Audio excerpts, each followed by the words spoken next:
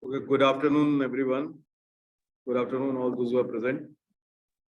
So now we have got a student coordinator, Apurva Anand, and he is going to introduce us to this session 4 and onwards. So over to you, Apurva. Thank you so much, sir. First of all, good morning, ladies and gentlemen. I hope you all are doing well. It gives me immense pleasure to be here with you all, and on behalf of Amity University Noida, and with the vision of our co-founder, President Dr. Ashok K. Chauhan from Internationalism, and under the guidance of our group Vice Chancellor, Professor Gurinder Sir, Amity International Business School welcomes you to the 4th International Conference of Intelligent Engineering and Management 2023. The conference is taking place at London at 9th May 2023 to about IEEE conference. The IEEE conference provides an international platform for presenting and publishing the latest development in the state of arts intelligence technology. The cutting edge research out related to the topics of intelligence compositions and its interdisciplinary applications in the management. The conference offers excellent networking opportunities for the delegates and exchange new ideas and establish research business links as we all build a global partnership for potential collaborations. After the immensely successful ICIEM 2022, ICIEM 2021, and ICIEM 2022 23 is expected to be more exciting, stimulating, and educative. The conference is organized in 3 different tracks, which are ICIEM 2023. Second, the role of digital technology to support the UN Sustainable Development Goals. And thirdly, emerging technologies for innovation practices and engineering. This session is about emerging technologies for innovations, practice, and engineering. Now, I would like to invite our chairperson, Ms. Pragya Arya, and Yeah. and Yeah, thank you, Apurva. It is indeed a pleasure. Good afternoon, all the participants, Pranay sir. It is indeed a pleasure to be the session chair for this particular technical session of your conference. And pleasure is more so because I belong to engineering background, and the list of topics of the various papers that are going to be presented in this session, when I went through them, they needed to match with my interest areas on smart cities, in using technology to achieve sustainability, blockchain, all those stuff. So I think it will be a great journey during 2 odd hours for listening to the various presentations. And I wish all the best to all the participants. And I think we all will get a lot of insights that we can use cross mutually into our own research, when we listen to different other people talking about their own research areas, because I think technology is very pervasive, and in today's world, whatever we want to achieve, even if it is an abstract concept, I think technology plays a very important role in achieving that. So I'm looking forward to all the presentations. That's all. thank you so much, ma'am. Now, Thank I you. would like to tell about our chairperson, Ms. Dr. Pragya Arya, ma'am, that a brief about her. That Dr. Pragya Arya is currently working as operational management with APJ School of Management, Dwarka. She is in Fellow Management Development Institute at Gurugram with an MBA from, sorry, she has done, I'm really sorry for that. That's Yes, okay. Management Development Institute, Gurugram, with an MBA of IBS Hyderabad and BE in Electrical Engineering from Nagpur University. Dr. Pragya is a passionate academic with a keen interest in sustainable of business operations in her academic career of 13 years. She has taught us a vast experience of subjects like production and operation management, supply chain management, operation strategies, project management, quality management, business stats, operation research, and operation analytics. She has delivered overseas assignments, mm, and published many journals in Index in UGC Care and ABCD ABDC list. Apart from this, she has teach cases published in IV case of collections. Now, with this, I would like to brief everyone with the guidelines which we are proceeding with today. Just give it. Mm. For all the participants, it will be a 7-minute duration for their research paper, and we'll give 3 minutes extra time to them. Now, first, I would like to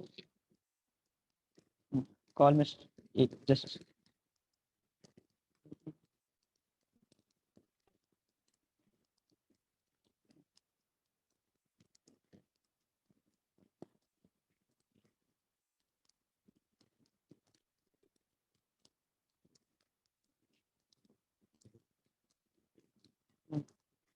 sorry for the inconvenience. Uh,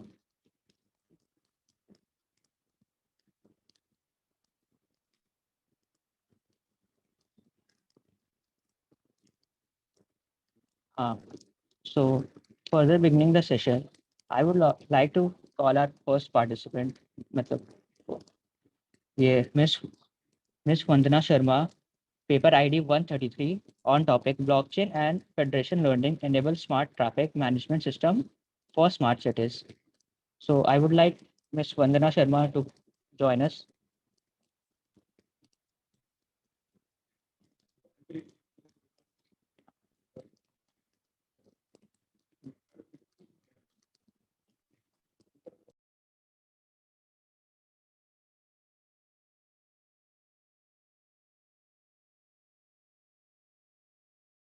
A very good afternoon, everyone. I hope you'll be able to see my screen. So, on behalf of Vandana Sharma Madam and on behalf of my entire teammates, myself Tamarasi Sitaraman, as presenting the paper today.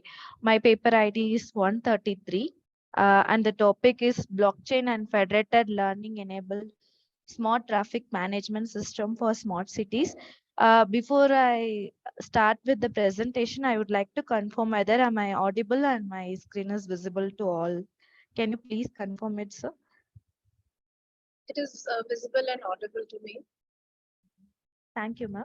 So I'll start with the introduction.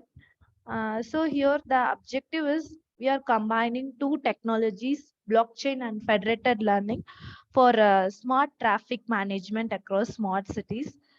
These two are decentralized blockchain. Both the blockchain and the federated learning, both are based on decentralized architecture. So it is just an attempt to uh, combine these two technology for secure data sharing across smart cities. So we all know that smart cities is an emerging area of research where it provides a lot of services in a smart way. In smart cities, smart traffic management system is the most important thing. Where the before I start, I would like to just give an outline of how the traffic management system will work in smart cities. In generally the traffic data will be collected across the nodes and it will be transferred to the cloud, and whenever the user wants to reach a particular location, he will be directed to the easiest routes or towards the easiest tolls where he can reach the location as early as possible. When it comes to smart traffic management, lots of services are there, like accident management is there, and some ways how to reach effectively to the destination. So much services are there, but here in this work we are focusing mainly on the path finding, like which will be the best route for the travel. Like now from one location to another location I want to go, like for example I want to travel for 15 kilometers of distance to reach my destination. So which will be the uh, shortest route and how to find it. So my team, we are focusing only on this. And here the major problem is that we are continuously collecting the users data, like when the user starts across which route they are traveling, and every user data is calculated at every time. It is recorded at every tolls and at uh, road road segments. We are collecting the data. Usually it happens. So that data, the major problem that comes there is security and the privacy concerns. Since nowadays in India also many are using the road maps like Google Maps we are using, but if we are not sure to which extent the privacy is maintained, like we are almost sharing our location to all the other people. So but when it comes to smart cities, it will be automatically tracked towards which area we are traveling and how is the traffic um, across a particular location. Based on that we will be directed. So here two things are very important. One is security and the other one is privacy. To improve these two features, we are using blockchain and federated learning. So the problem statement is most here to preserve. Actually, at present there are many works which is focusing on secure traffic management system. They are implementing various algorithms, security based algorithms to enhance the security of traffics and other applications related to smart cities. But what is the problem with the existing infrastructures, or they are mostly on a works on a basis of a centralized means either it can be a cloud storage or any data that will be the data whatever collected will be stored in a centralized way. So that comes the central point of failure. Like if something happens, the entire data will be collapsed. So this is one drawback.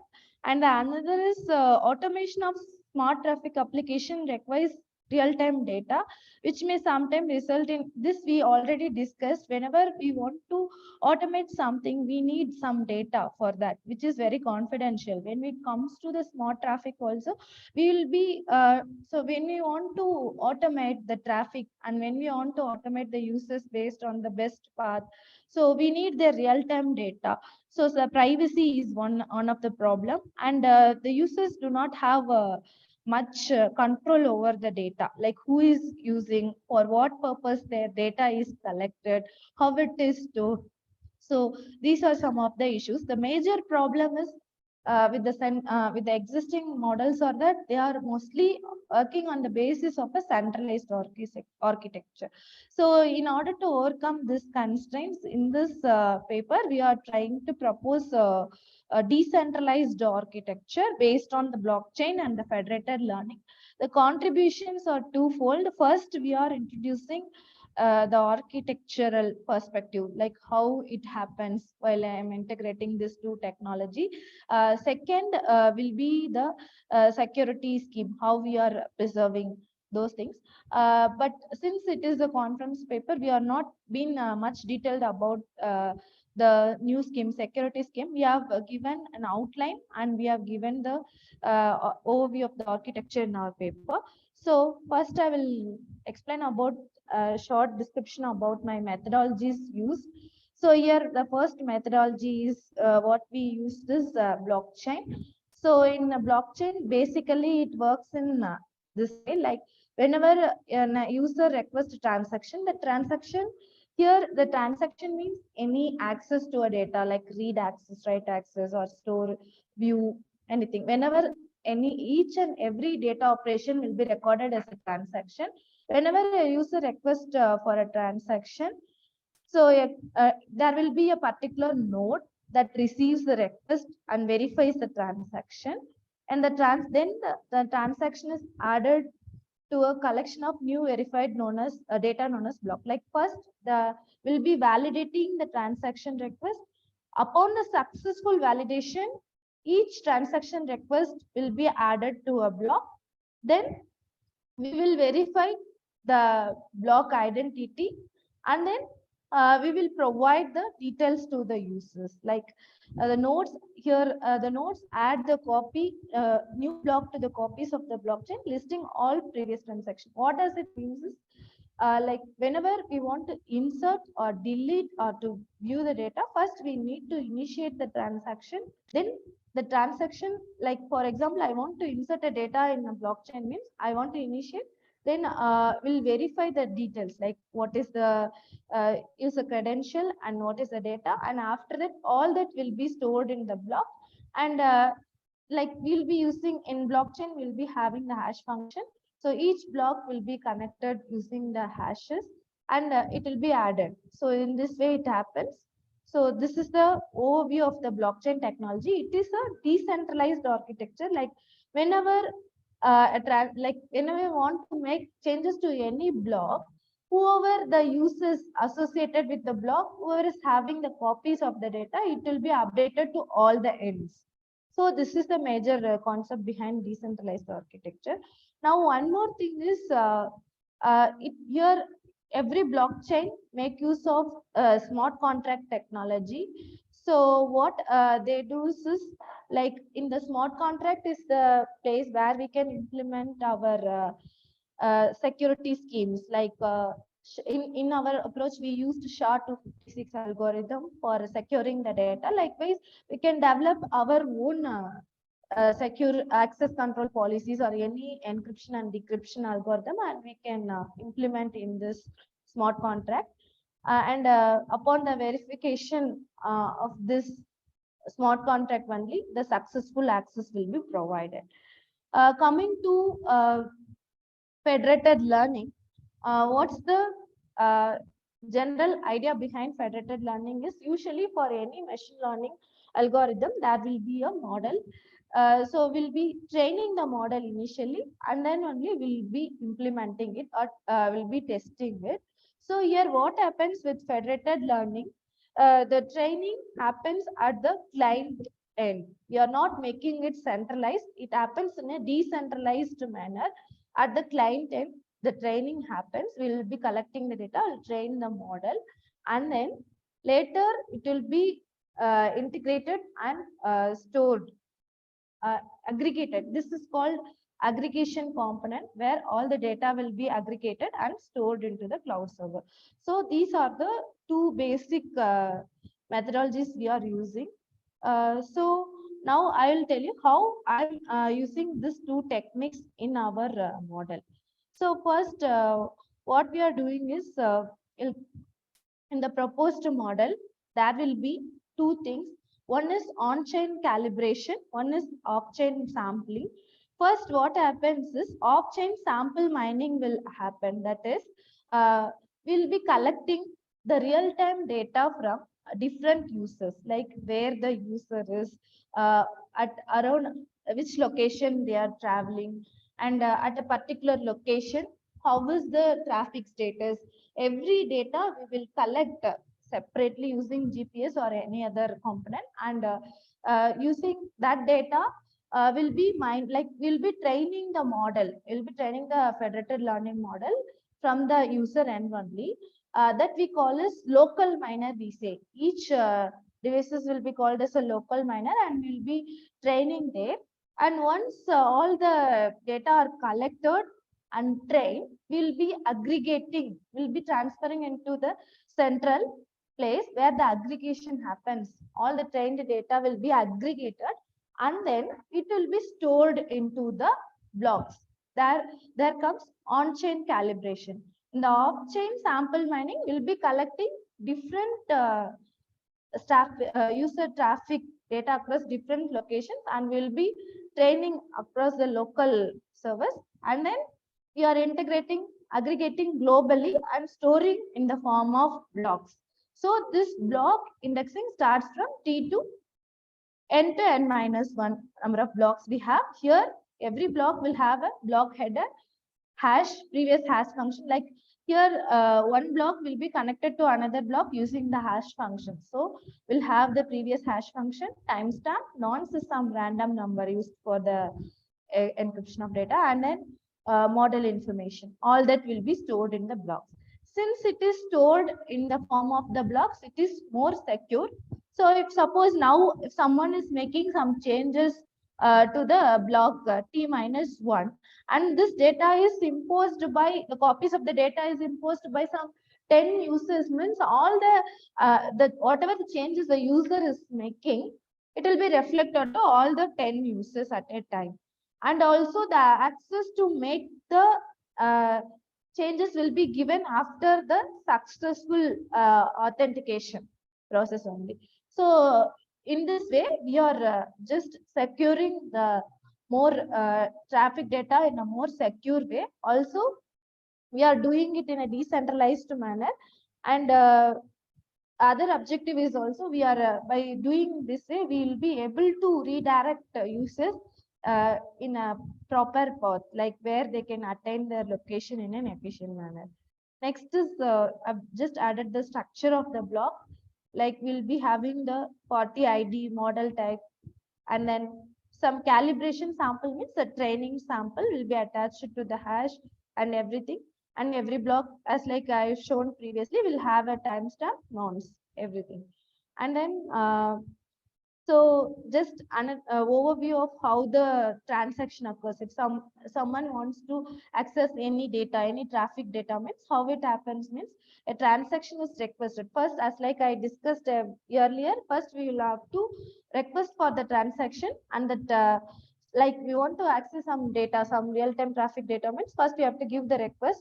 Once the authentication is done, then that block where it is there, the data will be provided to the users, and then based on the credential they needed, they can complete the transaction process.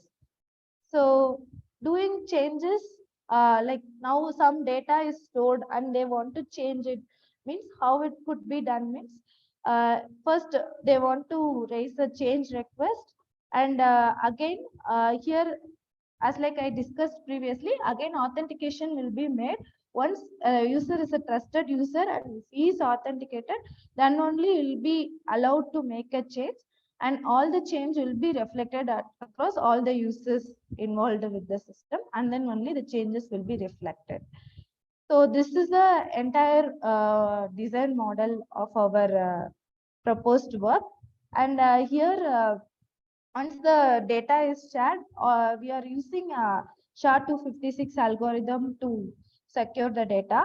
So we have implemented the proposed algorithm using MATLAB, using parallel computing toolbox we have tried, and we have compared the time index, like how much we have taken a data set, Chicago real-time data set, traffic data set is available online. We have collected the data set from Kaggle, and using the data set, we have made some simulations, and we have first observed the time index, like how much time it takes to collect the data and store it over the blocks, and how much efficiently it can provide the respond to the users, and what is the accuracy error rate. These are the observations we have made, and we found like this algorithm comparatively provides better results. And this is about the results and discussions. Coming to the conclusion and future directions, we have in this work we tried to include two new technologies, blockchain and federated learning, for securing smart city traffic management in smart city applications. So this we just tried, and in future, like here now we have when it comes to the security algorithm, encryption algorithm, we have not invented anything new.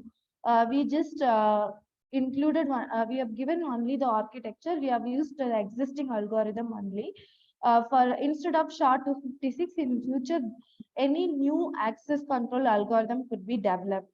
So this could be our future work. So that's all about our scheme, and thank you all for the time. And if any questions, you can.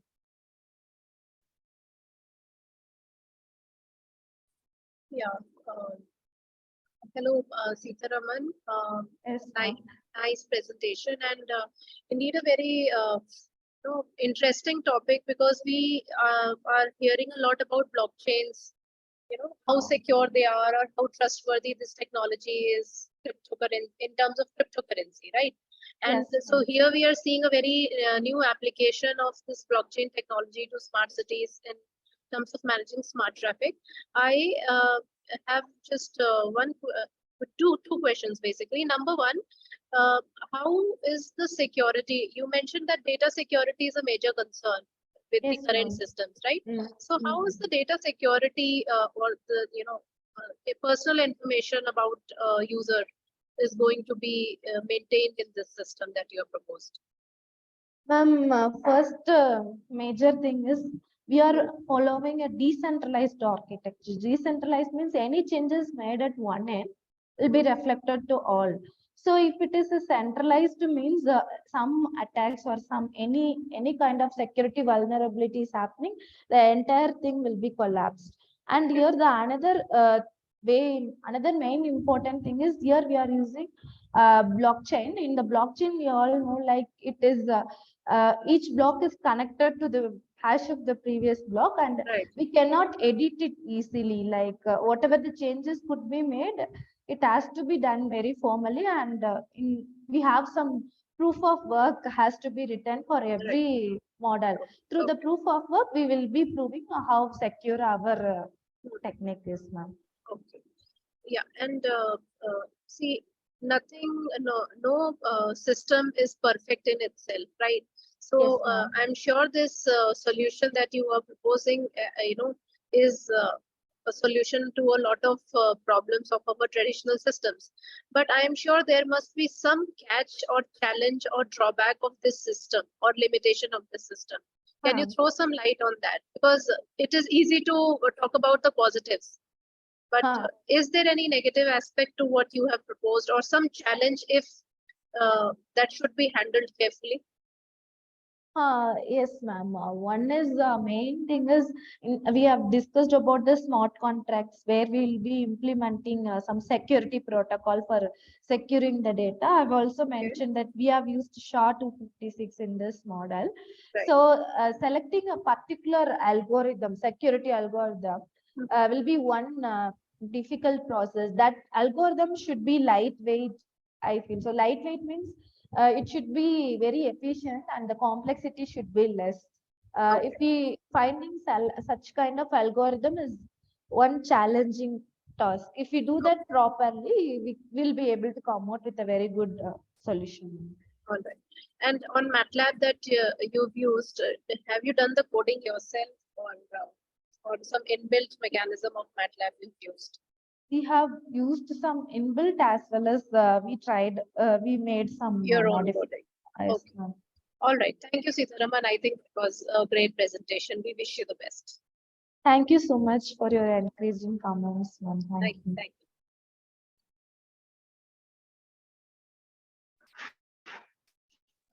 Any other questions for ma'am? No, I think that's all from my end, sir. Thank you for the presentation, Dr. Sitaraman. Moving forward, for paper ID 33, I would like to invite Dr. Sheel Agarwal for the paper title Dementia Identification Using Machine Learning Algorithms, Comparative Analysis. So good afternoon, everyone. My name is Sheila Agarwal, and just a second, I'll share my presentation.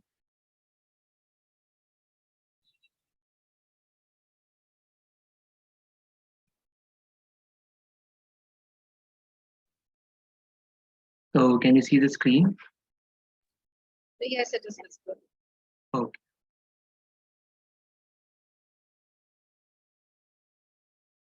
I am presenting on the title Dementia Identification Using Machine Learning Algorithms, which is a comparative analysis.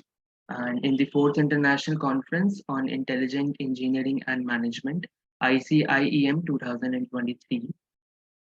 The key highlights of my presentation are, firstly, we will discuss about the introduction of dementia, then the clinical ways, and then how machine learning algorithms can help in identifying the dementia, the data set that we took into consideration, the results with conclusion and the futures. Dementia is a chronic illness where there is a loss in cognitive abilities like memory, thinking abilities, language, and the behavioral changes. which makes it difficult for an individual to carry out day-to-day tasks. And dementia, there are various symptoms of dementia, and the symptoms can vary based on the kind and stage of the disease and might include memory loss, difficulty in solving problems, behavioral issues, and speech impediments.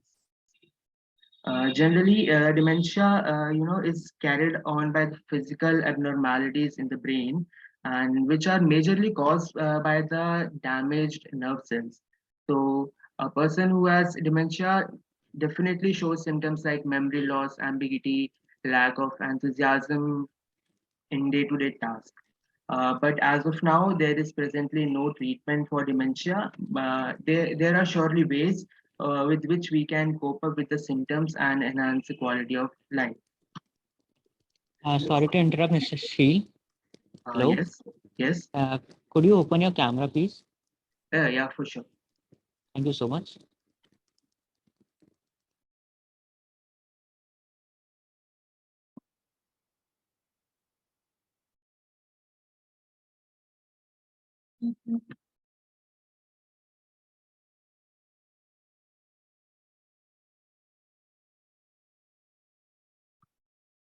Just a second, just.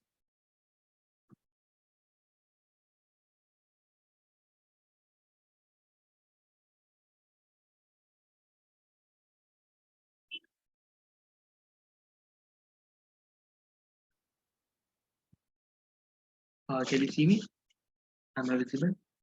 Yeah, we can now see you. Thank you so much. Okay, yeah, no issue. So the clinical ways with which we can detect dementia are the brain imaging, blood test, genetic testing, and the cognitive abilities. So in the brain imaging, it is done to assess the alterations to the brain, which are caused by the dementia, and imaging methods like MRI and CT scans are used. In the blood test, biomarkers for dementia, there are biomarkers which can be used for showing the neurological alterations which are caused by the disease. There is one thing, like although blood samples are still not currently often used to diagnose dementia, but they may work in conjunction with diagnosis techniques like cognitive testing and neuroimaging. So coming to the genetic testing can assist in identifying those who are susceptible to familial types of dementia, basically, which are brought on by a particular genetic abnormalities which passes through the family. In the cognitive test, here the memory, attention, language, and the problem-solving cognitive abilities are measured. And in the cognitive test itself, there are ways which are used, like the tests which are used. First one is the clock drawing test. In this, the participants are asked to draw a clock, and then they're asked to set a specific time in the clock itself. So this shows how they are responding to any day-to-day task. Then the second one is the trail making test. In this, the test takers have to interconnect a sequence of dots and sequence of dots or letters in the correct order. This is done usually to evaluate their attention and the speed and the execution of any individual.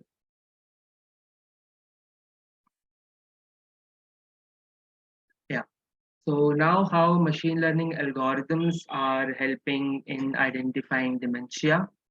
So machine learning algorithms have been increasingly used to assist in identifying various diseases like dementia because they can analyze large amounts of data and identify patterns that are not apparently observable to humans. And there are various machine learning algorithms like logistic regression, SVM, which are support vector machines, decision tree, k nearest neighbors, random forest.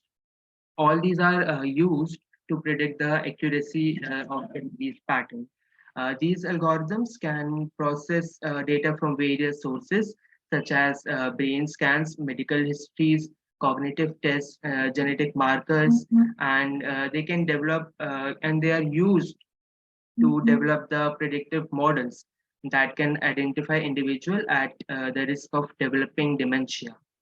Uh, another way machine learning is used is by is through the analysis of behavioral and cognitive data. For example, algorithms can analyze the results of cognitive tests and identify patterns of impairment that may suggest the presence of dementia. In order to identify a pattern or a data set, uh, in order to identify any pattern, a data set has to go through a certain process of pre-processing, feature selection, model selection, training, the model evaluation, and finally its prediction. Now, for the data set, we have used an OASIS data set, which is widely used by the researchers, and it is publicly available. The OASIS dataset is used. It includes both, structural and functional magnetic resonance imaging, which is MRI and CT scans, which are used to identify certain patterns. And definitely there are certain parameters or relevant features from the dataset that may be used in order to identify the dementia. First one is the age, then we have gender, then we have the cognitive test results, then the clinical diagnosis, the brain imaging data, the education level definitely, and yeah, the prehistory of any individual.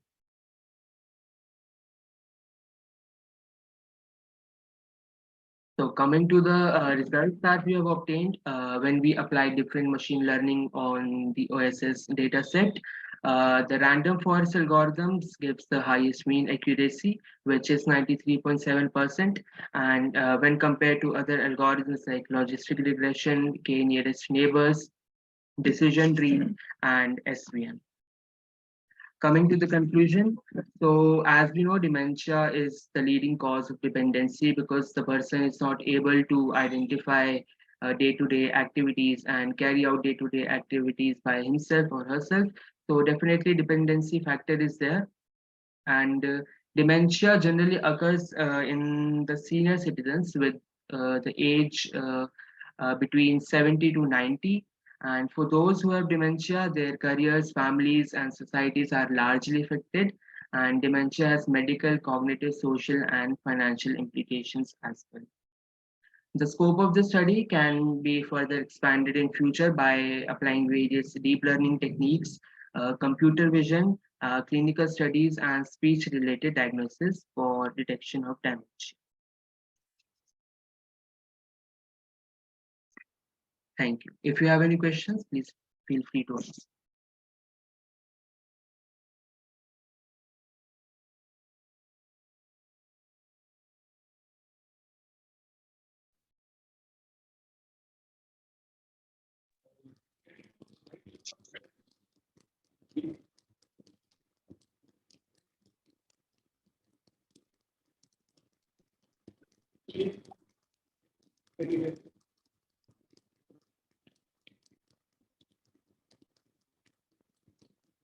Hello. Shul, Yes. are you audible? Yes, am I audible? Yes, I can hear you.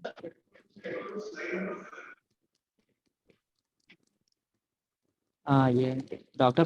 Pranesh is asking for slide number 7.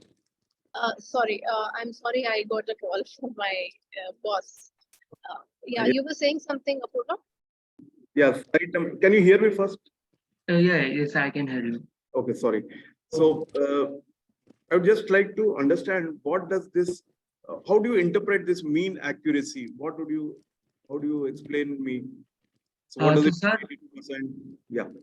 Yeah, so in the on the data set, I've used various algorithms like logistic regression, k nearest neighbors, decision tree, SVM, and random forest. And there are inbuilt libraries and the code which I've applied on the data set. And in that code, I have calculated the mean accuracy, like the data set that we have. It contains both the demented and non-demented people. So how accurate an algorithm can predict upon the various parameters that a dataset contains. So upon that, random forest algorithms was is proved to be more accurate as compared to So other accurate algorithms. about the dependent variable? Yeah, dependent variable. Okay, Dr. Pragya, sorry, yeah. Yeah, no problem, sir. Thanks for taking it up while I was on the call. Okay, yeah, Sheel, first of all, tell me you are a student Yes, I am a student, ma'am. of what's the course you are doing? Currently, I am pursuing MCA, Masters of Computer Application from Amity University, Noida. Oh, that's great. And what has brought you to the interest of applying technology to a medical situation? Actually, I want to be a software developer. Yeah. I enjoy learning new technologies, new tech stack, and creating new software. So that's why I chose MC. All right.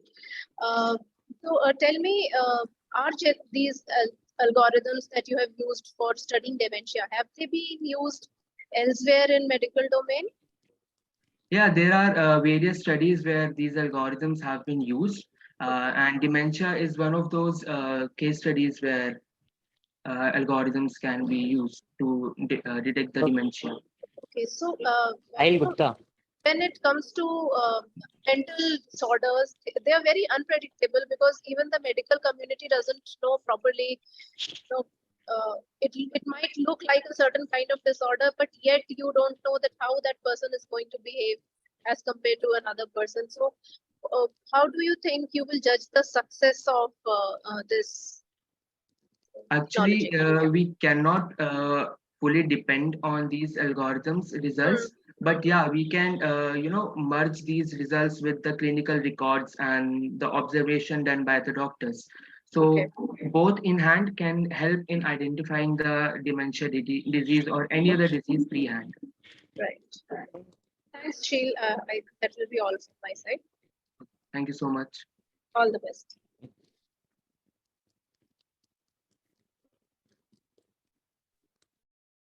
Thank you, Sheel. Thank you for the questions, judges. May I request now for Mr. Shahil Gupta for paper ID 34, effects of quantum computing on business. Hello, good afternoon, everyone. Good afternoon, Sahil Gupta, sir. Can you turn on your camera, please? Yes, sir.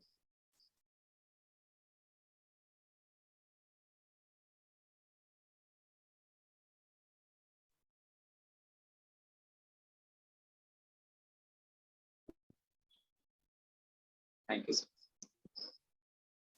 I want to confirm that my screen is different.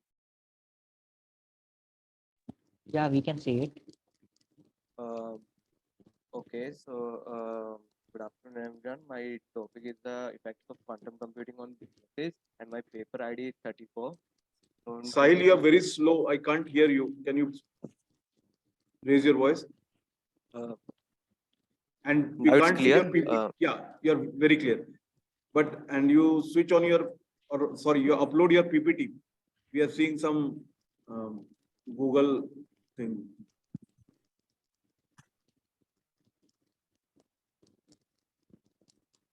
So I think you have shared one of the windows. Yeah.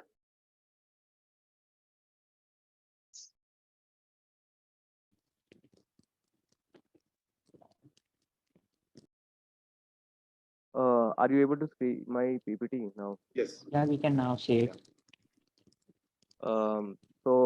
Today's my topic is the effect of quantum computing on businesses, and my paper ID is 34. I think I am audible right now. Yes, you're audible. You're audible. Okay. For today, my highlight points will be the introduction, applications of quantum computing in businesses, some key findings, some open challenges, and future scope and conclusion. Talking about the introduction, quantum computing is the rapidly emerging technology that harnesses the laws of quantum mechanism to solve the complex problem. Quantum computers are capable of doing some computations quicker than conventional computers, which enables them to assist in the solutions of challenging issues that are beyond the capabilities of traditional computers. Quantum computing has the capability to create new business models and products as well as disrupt existing ones. It can bring a significant improvement in fields such as finance, chemistry, and cryptography. Comparing to the traditional computings, it is the faster and more accurate and generate more accurate decision makings, simulations, and optimization. The development and deployment of quantum computing technology also presents significant challenges, such as the needs of specialized expertise, a lack of standardization, and compatibility and security concerns. The aim is to provide an understanding by synthesizing the key findings and the limitations of the existing research on the topic.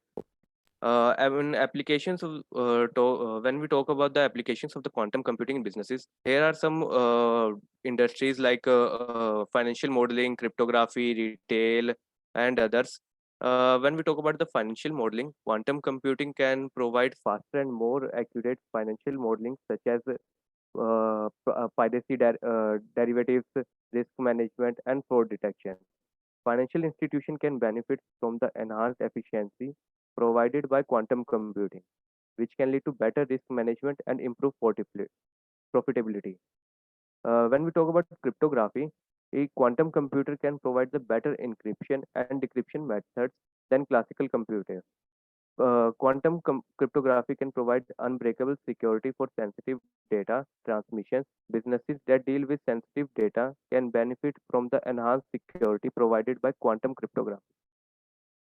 In retail, quantum computing will reshape our economic, industrial, academic, and sociological landscapes in the future. In a particular period, a quantum computer can handle complicated tasks significantly quicker than a conventional computer. The retail industry creates a large quantity of data, which is examined to be better understand customer demographics and preferences and manages the supply chain. In data analytics application, quantum computing and mechanisms have the potential to address massive problems. Due to the data set utilized, topologies, analysis, an area of study where geometric forms act in certain ways. It also explains calculations that are just unachievable with today's ordinary computers or classical computers. This can be reduced to very basic computation using quantum computing. In healthcare, quantum computing precisely anticipates the characteristics, structure, and reactivity of compounds in matter of hours that may transform medical development and shape of the future era of healthcare. Quantum computing can substantially reduce cost and time to market, making it easier to reuse pre-approved medicines for new uses. Industries like financial services and healthcare are the most affected by the quantum computing in today's time. Uh, the key findings that we have done is that quantum computing has application in the healthcare and medical industries, such as for developing quantum algorithms, building robust quantum hardware, and ensuring the security of sensitive medical data. Quantum computing has the potential to solve real world optimization problems in the financial sector. Can also help businesses optimize supply chains, improve financial forecasting, and develop personalized medicine. Quantum computing can also help a business developing new materials like drugs and other things and technologies that are currently impossible to create using classical computers and leading to the development of new products and services. It can also provide faster, more efficient, and more accurate solutions to complex problems such as machine learning, cryptographic simulation, and artificial intelligence. The open challenges that we are facing for the quantum computing is the technical challenges. There are still technical challenges associated with quantum computing. There's a need for the specialized hardware, the limited number of qubits available, and the fragility of qubits. The technical challenges can make it difficult for business to implement and effectively use quantum computing technologies. The another is for the small and medium-sized businesses is the cost. Quantum computing hardware and software can be expensive. So it can be difficult for the small and medium-sized businesses to adopt this technology. Talking about the security concerns, quantum computing has the ability to break many systems, raising security concerns for businesses, especially for the traditional computing. And for the lack of personalized skill, the field of quantum computing is still relatively new, and there is a shortage of skilled personnel who are knowledgeable about this technology. This can make it difficult for businesses to adopt and effectively use quantum computing technology. Now it's the conclusion and the future scope. Machine learning in quantum computings can be used in the machine learnings also. It is a promising area of research that involves using quantum technology and hardware to accelerate learning tasks. This can have applications in various industries such as finance, where quantum machine learning can be used for fraud detection and risk management. In cryptography, quantum computing enables the development of secure cryptographic systems that are resistant to attack on quantum computers. Businesses can benefit from the enhanced security of quantum cryptography in their communication and data storage. Computing also helps in better supply chain management. Quantum computing can optimize supply chain management by analyzing vast amount of data, providing real-time insights into inventory, shipping, and demand forecasting. It can also track the vehicles. This can help a business reduce cost and improve efficiency. In the quantum simulation involves simulating complex systems that are challenges to simulate using classical computers. For example, chemical reactions and material science. This can have applications in drug discovery, material design, and other industries. Quantum assisted optimization. In computing can be an accelerator for classical optimization algorithms. By integrating quantum computing with classical optimization methods, business can achieve faster and more accurate solutions to their optimization problem. And for therefore only we can not uh, denying the classical computings. Therefore, we are integrating the quantum computings with classical computing. Quantum computing is not as a replacement for classical computing, but rather a complementary technology. Researchers are also working on the integration of quantum computing with classical computing to create hybrid systems that can provide the benefit of both the technologies. Then developing a quantum computing networks. Quantum communication networks can provide secure communication channel for businesses, protecting sensitive data from cyber threats such as quantum key distribution to make it more accessible and practical for businesses. Thank you.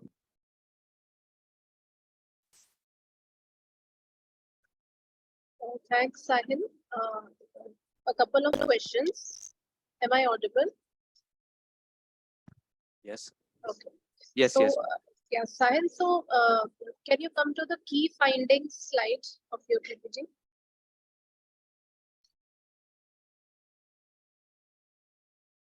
Sorry. Can you repeat? Can you come to the key findings slide in your presentation? Yeah. Okay, so my question is that to arrive at these key findings, what was the process? How did you arrive at these key findings related to quantum computing? What did you study? Did you collect some data? I have studied the more and more research papers for Okay. the I can also show you in my references parts which I have read the papers Okay. where we can go for the healthcare and medical industries which they shows how they are developing the medical using quantum and how this can be approved also. Okay. So for their part I come to this key finding. So it's a literature review based research, right? Yeah. Okay. And how many research papers have you referred to? Because I'm sure it will not be possible to put everything on the slides, but what's the number? It's more than the 25. Okay. In PPT I have included some. Okay. So Sahil, I have just one suggestion to give you. Whenever we are doing a paper that doesn't involve any data collection, either quantitative data or qualitative data, but it is primarily based on research, already published research. It makes more sense in that case to give in references within the main aspects of your presentation or research. Like, here you mentioned some key findings, right? So it will be better that in future, whenever you do any research, whether you take this further or you do another, pick up another topic, when you write key findings solely based on literature review, always give cross-referencing. For example, point number 1, what are some, not all, but what are some of the most recent research papers that you refer to, which say something similar like point number 1 in your key findings? That's my suggestion for you. Okay. I will keep in my this Yeah, in and my similar reports and thing, notes. similar thing you can follow for your open challenges, future scope, because we have not collected any primary data or even secondary data, and it is mainly based on literature. So cross-referencing always makes it more relevant, right? Yeah, on similar lines, Yes, ma'am. Sahil, yeah, you can probably develop this paper and have some kind of empirical study. Yeah, so I was going Thank you for to your ask, feedback. I will keep in my okay, and taking this forward from Pranay sir, I suggest that in future, you have mentioned so many uses of quantum computing.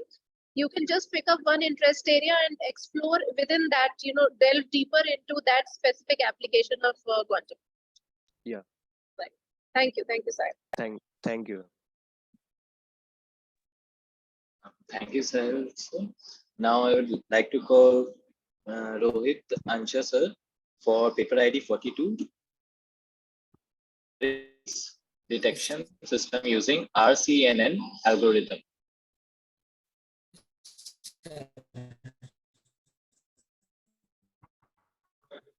Good afternoon. Can you turn on your camera, sir, please?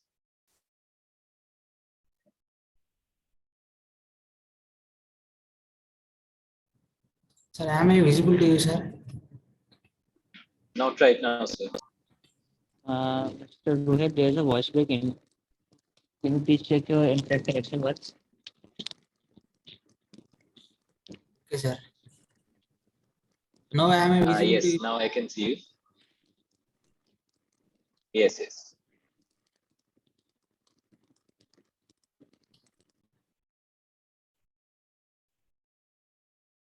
Sir, can I start the Please begin. presentation, sir? Yeah, please begin. Be a bit Yes, louder.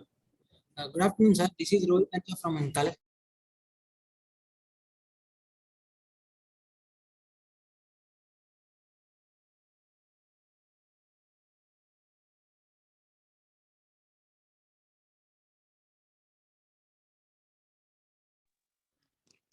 Mr. Rohit, Dr. Rohit, Mr. Rohit.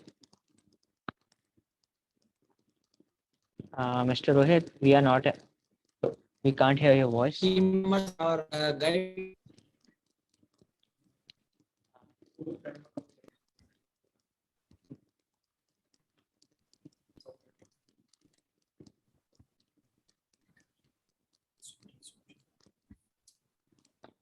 Sir, now am I audible to you, sir? Your voice is breaking from time to time. Mr. Rohit, I think you better switch off your camera. That's taking up this bandwidth.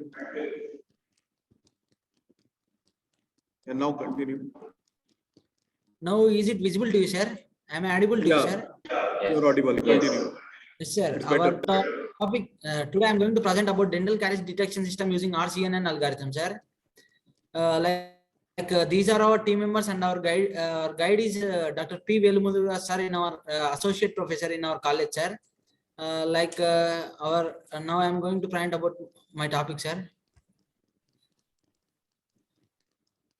Our main abstract of our topic is like dental caries detection are one of the most important machine learning algorithm in dentistry, sir. These systems use image processing and machine learning algorithm to detect dental caries from dental images such as X-rays, intraoral rays, and extraoral photographs and panoramic radiographs. Sir. Like such like X-rays, intraoral, like these are the basic data, sir, which we are collecting for doing our projects here. And the development of dental caries detection system involves several steps, including data collection, image processing, feature extraction, model training, and testing, sir. Like now I'm going to tell about the introduction of our projects here. Dental caries system is the most common oral health condition. Nowadays, most common oral health condition is nothing but the dentist, sir. Like most of the members, like from a childhood to old age people are also getting this dental caries detection system, sir. Contrary to the accessible routine checkup, smartphones can be available and affordable in most of the countries. Nowadays, without a smartphone, like each and anyone are not, each and from even a child to a adult.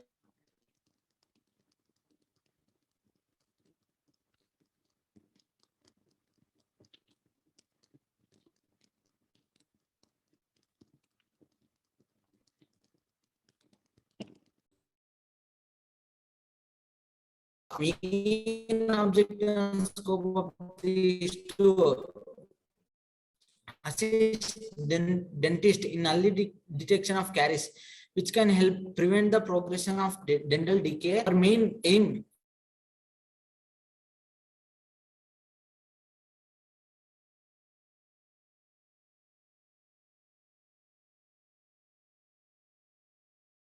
sir, 1 minute, I have network issue. Mr. Rohit Anshu, sir, sorry to interrupt. Sir, Can you repeat, please? Your voice is breaking. now, am I audible to you, sir? Right now, you're audible, yes.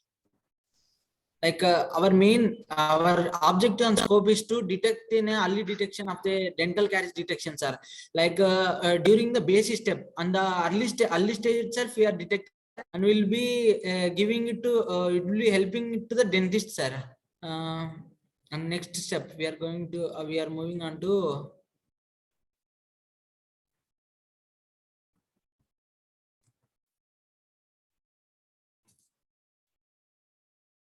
like literature survey, sir.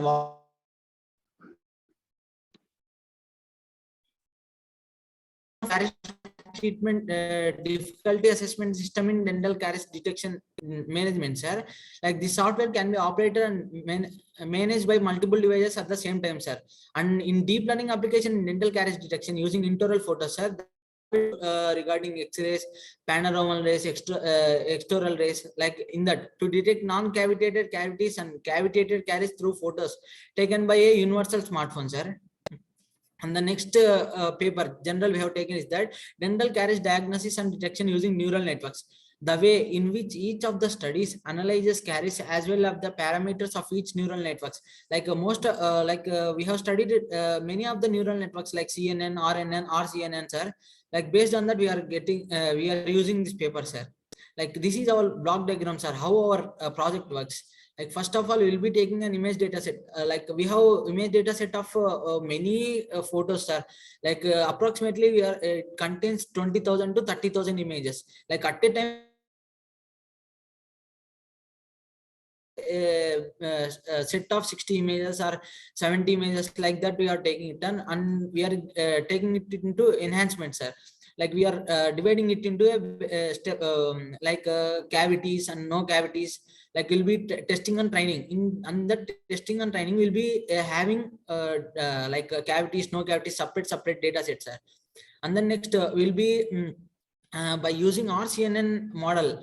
Our main model is RCNN algorithm, sir. By using that, we'll be dividing that into for example, we have taken X-ray image. In that X-ray image, there is a cavity or non-cavity image, it will be shown in that output, sir. Like results at last, results evaluation, sir. And this photo will be explained like training and testing. Like first of all, training is to build the models, sir. In training, cavities and no cavities. First of all, it will be building, like it will be dividing it into cavities and non-cavities. And in training model, it will check the correctness of the system. Like it will are these are correct. Like using this RCNN is correct or not, it will be detecting, sir. Like our work plans are, first of all, the following is a suggested work plan for the development of dental caries detection system, sir. Like first of all, define the objectives and goals of the system. Already we have discussed that at an early stage, we'll be detecting the cavities of the teeth, and will be intimating it to the dentist, sir. And then gather and analyze existing data. Like already we have discussed that we'll be taking an image data set of testing and training separately. In the training and testing, we'll be having separate cavities and no cavities. Like we'll be gathering and analyzing existing data. Next, develop the algorithm for image analysis. Like we'll be developing an algorithms. Like we have used algorithms like RCNN. RCNN is nothing but like in an object, the image will be detected. It consists of two sets of data. First of all, the object will be in the object, the image will be classified, and in the next of all, the object will be classified. And next of all, monitor and improve the system. Monitor the performance of dental caries detection in the market and collect user feedback to identify areas for improvement. Like at last, we'll be checking for the improvement of this system. And then proposed systems are, already we have discussed that imaging system. An imaging system, like it may be an X-ray or the photo that have been taken by us, and it will be capturing fine details and early stage caries. It will be detecting early stage caries. Image processing software. The captured images are processed using specialized software that analyzes the images and identifies any signs of the caries. Like here, RCNN, in this proposed system, like our RCNN will be identifying the any signs of the caries, and it will be giving it to the dentist. These will be explained user interface. Like we'll be having an interface. Like this interface will be detecting, like if we have uploaded an image in that image will be detecting us in the early stage. Like is this at the early stage or at the final stage of the caries? Like it will be detecting. Like this is our implementation part, sir. Like already have discussed that data set. Our data set consists of many of the images. Like it consists of X-ray images, panoramic X-ray images. Like it consists of normal images like cavities and non-cavities, no caries and caries. This is our output, sir. Like caries image. In the first image, in the first photo, we can clearly tell that. Like here we have given images. Like we would like to classify them as caries images. Like it has been classified in caries images. In the second image, we can clearly explain that we have taken it is 60 images. In the 60 images, caries images and non-caries images, that it consists of two variables, like one caries image and non-caries image. Here explains that there are some of the caries images and non-caries images. And the results are like I have already discussed you that RCNL algorithm. Like in the papers which we have discussed, they have used multi-layer perceptrons. They got the accuracy it has low accuracy, sir. When we compare to RCNN, if we are using RCNL algorithm, we got accuracy as 91%, sir. Like we are taking separate teeth, sir, like premolar, molar, and molar, like both. Once we have taken molar teeth separately we have classified them and we have got the output, sir. And the conclusion, sir, like conclusion nothing but in the future we would like to improve this as we would like to improve an interface will be open, like each and everyone can access it in a simple way. Like nowadays each and everyone has a basic idea of a smartphone, how to use it and how to take an appointment. Like each and everyone has an idea, so we would like to improve in that way. And these are some of the papers which we have referred for our program, for our project. Okay, thank you, Rohit. Again, Thank you, it is interesting to see technical algorithms being applied to medical science. Why I appreciate every time, because I belong to a family of medical professionals. Thank you, ma'am. Right, and my brother is a dentist. That's okay. Rohit, I have just one question. Whenever we are doing any research and we collect some data, there is always a certain minimum number of data points or data sets that we need to collect, right? Yes, ma'am. You have mentioned that dental caries images or non-dental caries images will be your data set for the algorithm that you will develop. How Yes, how ma'am. will you decide that 5, 6, 10, 15, 30, 45, what number is the right set of images minimum that you need to make correct predictions? Ma'am, like if we are taking more number of images, ma'am, like if you are taking 20,000 images at a time, it will be classified in a very fast. It may take so much of time, ma'am. Like it will not give correct accuracy. Like if you are taking a set of images, like a 60 or 70, ma'am, it will be classified in a correct manner. Like we will be getting correct caries images and no non-caries images, ma'am.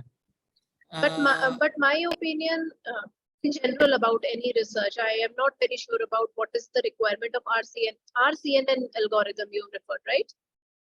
Yes, ma'am. So my general opinion is whichever research or technology you are using, more the amount of data, better and more accurate your results will be. So if Yes. you are saying that around 20,000 may not give you an accurate result, but 60, 70 may give you much better result, how is that true? Ma'am, like I have already discussed.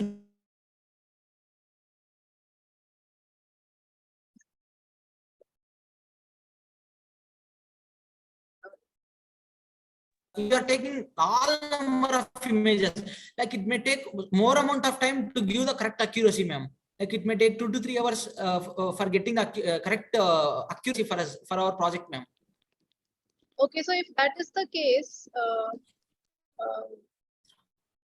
and how much time will probably 60, 70 images take?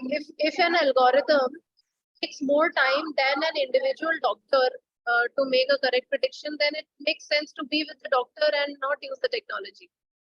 Ma'am, I have already discussed you that we are going to improve in a way that if we upload an image, if we take within the time, like within the instant of time, if we take any image and if we upload in that interface, like it will be giving in the instant of time, we are getting the output, ma'am, in a correct way. Like whether it belongs to an X-ray or the normal image. Like if you go to the hospital, they'll be taking an X-ray image and a normal image. Like normal image will be getting in a instant of time. Like in that way, we are going to improve the system, ma'am.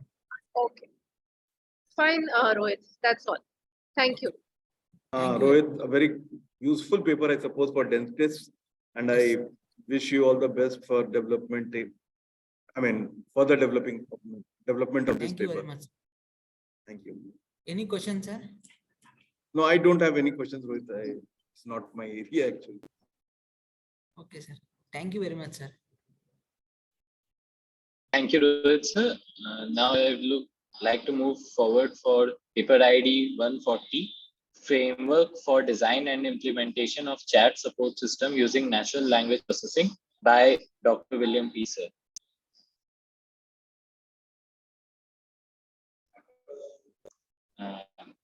Hello, sir. Can you turn on your camera?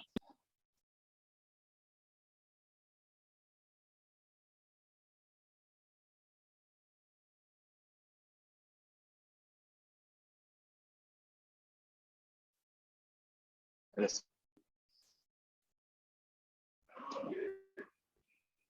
Yes. Good afternoon, sir. Am I audible? Yes, sir. You are audible. Okay. So my paper ID is 140. My paper ID is 140, and the title of my presentation is Framework for Design and Implementation of Chat Support System using Natural Language Processing. And myself, William. And the contents of my presentation are introduction and the objective literature review, followed by proposed methodology, result discussion, conclusion, and references. And coming down to the introduction, I can say that as we have many things, like when it comes down to natural language processing, we can process with long-term evaluation where Wi-Fi comes into the picture, mobile terminals are there, and even including last several years significant shifts. Like when it's coming down to the telecommunication part, we can use many soft computing technologies with the radio access technologies and using an internet protocol, like we can go ahead with the same, where we can interact with each other using the chatbot easily. So this is what here comes an important role, that using a radio access technology, how can NLP can be processed using different mobile terminologies across using a policy router. So these are the literature reviews which I have used in order to like study and to find out the problem statement. Like different papers are there.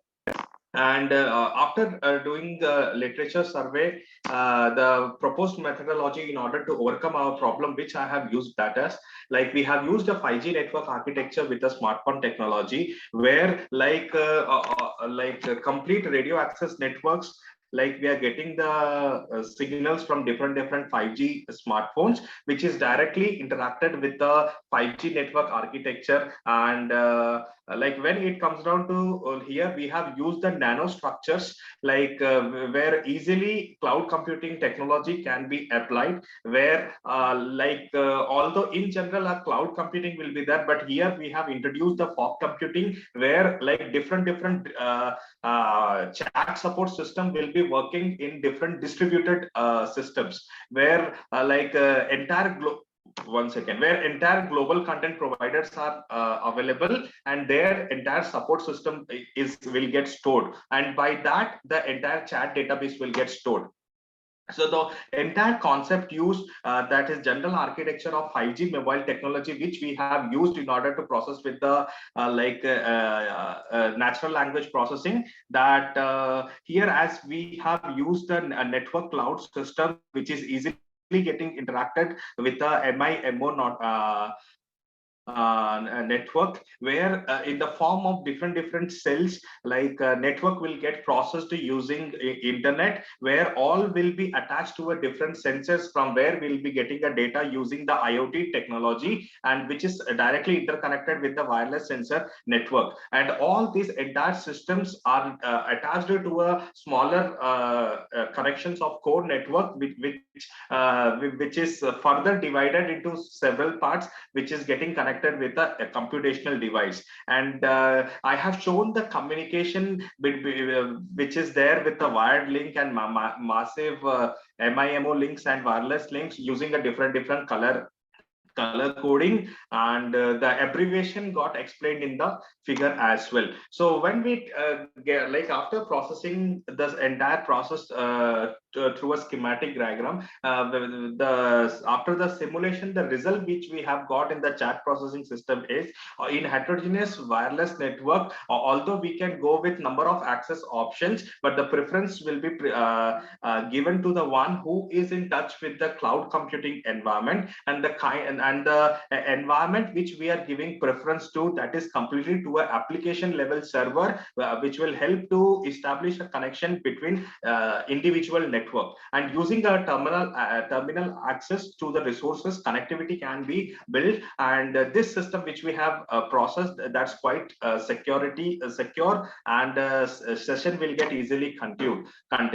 And when when we have taken the application of chat support system in an e-commerce company, so like different domain sector we have used, and this is what, and when we are using the type of connection in terms of 5G, these are the results which we have obtained. And when we are calculating in peak year calculation, this is what the figure which we are getting. And ultimately the conclusion we can make, that as we have different type of mobile terminals, and when we are processing with the same, the natural language processing, the chat support system which we have made using NLP technology, that gives a good result. And especially when it comes down to radio access technology using the various like OSI protocols, and when we are going ahead with the 5G wireless system. So these are the references which I have used in order to go ahead with the project. Thank you. Hi, William. Hi, ma'am. Yeah, nice presentation. So can you tell me what is the motivation of designing and implementation of chat support system using natural language processing? We have lots of chat support systems and like chatbots and all. So Yes, what was the motivation behind this particular topic?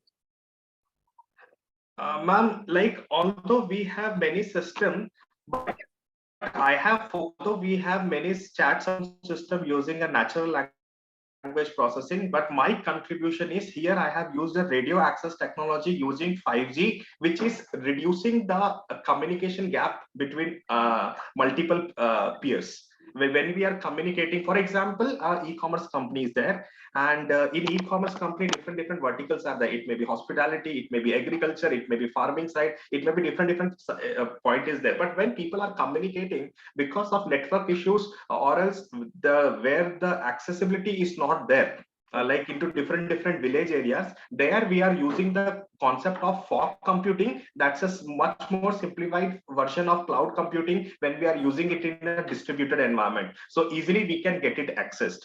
So this So, is something which I have made it for the rural India, I can say. okay, so you are suggesting that you want to implement NLP using this 5G technology that you have. Implementing radio access technology using Using 5G network. Using 5G.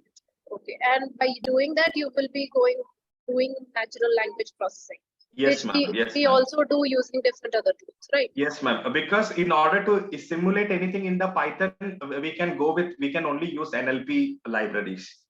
All right, and what are the application areas of this? Where will we be able to use this technology? Some sectors?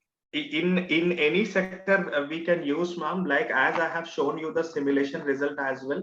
Yeah. In these many sectors we All have right. calculated agriculture, retail, financial services, and these many sectors we have implemented this. Okay. Yeah, thanks, William. Thank you. Thank you. I didn't see this slide, but that's fine. Okay, ma'am. Yes, ma'am. Yes, thank you, ma'am. As it was a a project, sir, you can wait outside for 5 minutes. So, ma'am, it was a student's project. Okay. It was a student project. They did it in their final year project. Okay. And the Kopargaon location where I belong to, it's in Maharashtra. It's in a rural range. Right. So to overcome that problem complexity, students have initiated this. Okay. And so what is we have guided them. Okay, and what is the?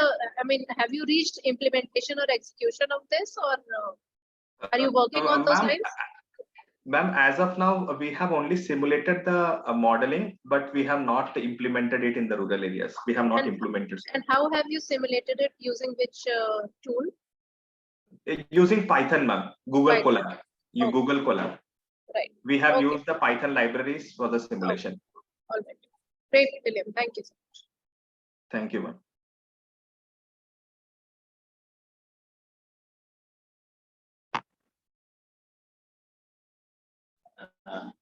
Thank you, sir. Now we will move on to paper ID 141 by user assessment of human activity recognition based on impact of feature extraction prediction accuracy. Yes, yes, sir. Like, let me open my presentation. Sure.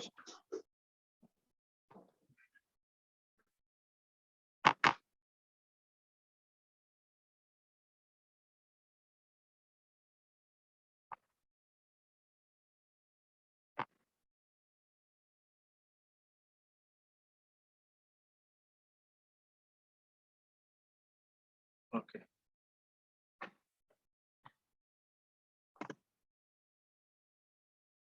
Am I audible? Yes, sir, we can hear you. Okay.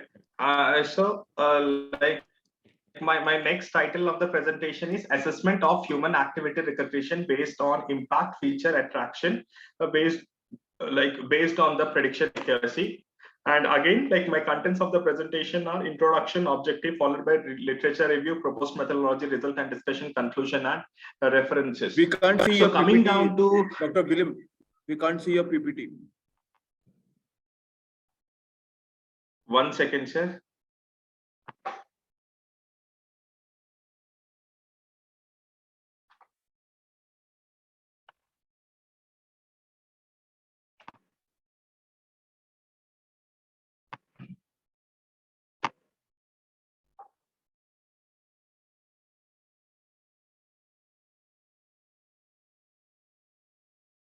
Yes, it is visible now.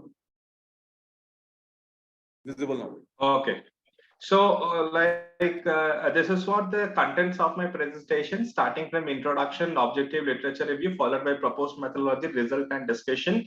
And the core the coming down to the introduction part, as we can say that nowadays we have multiple networks when it comes down to the global world, and in symmetric way and non-symmetric way, as this is one of the important key factor in terms of cryptography in order to use the privacy. In order to use the privacy, we can go with multiple techniques, but when it comes down to human activity recognition, coming down to security perspective is very less, because that's quite in general, whatever comes in the human being thought process, that person will act it accordingly. So when it comes down to privacy sector, like we won't be having that much issues. So the purpose of the and the objective of the work is like whatever the current technique is there, we can make it more efficient when it comes down to encryption, and the time required to encrypt and decrypt a decode a picture, like that will get decreased in the future development. So this is what the methodology which we have made,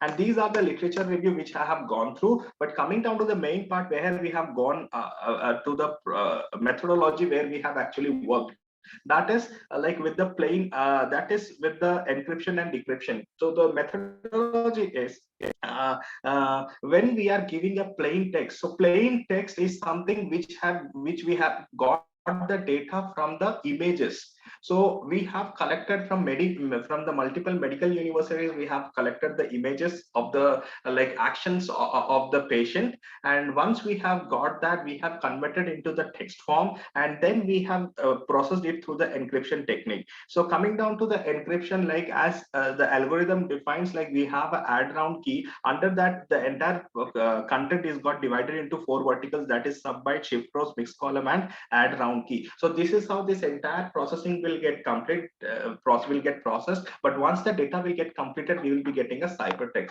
So although like we have got the ciphertext, then what next needs to be done? So again, add round key will be there after every 10 rounds, and in the meantime, like we'll be having inversion of shift rows, inversion of sub bytes, add round key, and inversion of mixed column. So this is how the entire things will get processed till the things will become 0. So as we have given the key as 10, so 10 times the entire processing will go away. So what is the concept used here? The entire concept is all about how we can encrypt the information, whatever we'll be getting it using private key, and how the entire information will get decrypted. So this is what the concept which is mentioned there, for which we have used the encryption advanced encryption standard. So, and using ecliptic ECC algorithm and SHA algorithm, we have produced the output of the file, and which is giving a proper prediction of the human value recognition, which I can say. So coming down to the result and discussion, I can say, as we are processing the text and images, so producing the images, that is take much more time. So only we are, what in our entire methodology, what we are doing, we are converting the images into the text process, and whatever the text we are getting, we are in order to reduce the encryption decryption time, we are going ahead with the text. So comparative analysis we have seen, and here we have calculated the average time which is shown in the further table. So this is something like where we can easily see that when it comes down to the image.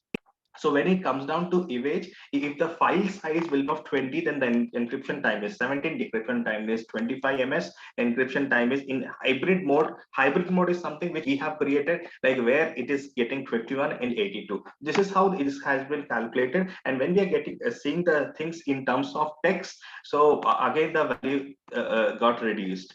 So this is what our calculation is given in terms of time, in terms of text and images. So coming down to the conclusion, as although we are using these many algorithms, and when we are combining these algorithms to make an ensembling approach, that is something which is considered to a hybrid system, which we plan, which is reducing the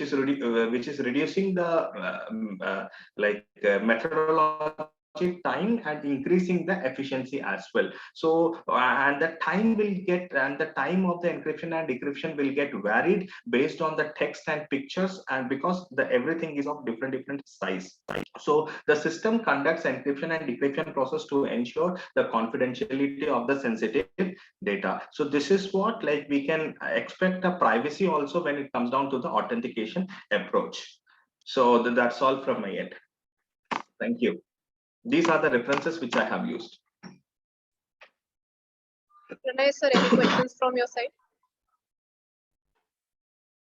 I am taking the lead in asking questions, so I'm sorry about that. Okay, Dr. William, wonderful encryption, decryption of text and image in the healthcare sector.